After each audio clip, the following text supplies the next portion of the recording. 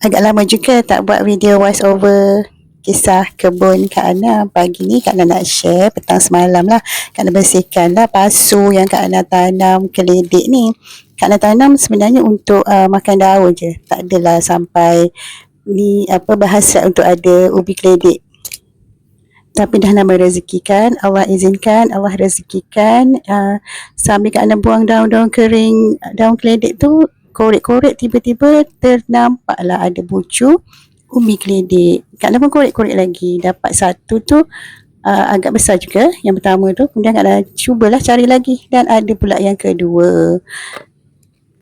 Masya Allah, tabarakallah, dalam pasu pun dia berubi, Alhamdulillah. Mungkin tanah yang peruai macam ni sesuailah untuk tanaman berubi. Semuanya Kak Ana dapat 3 ketul ubi keledek. Alhamdulillah.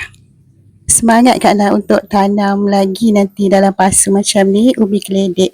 Bolehlah masak lemak putih dengan sayur bayam Brazil yang dalam pasu tu kan, petik-petik. Hasil dari kebun.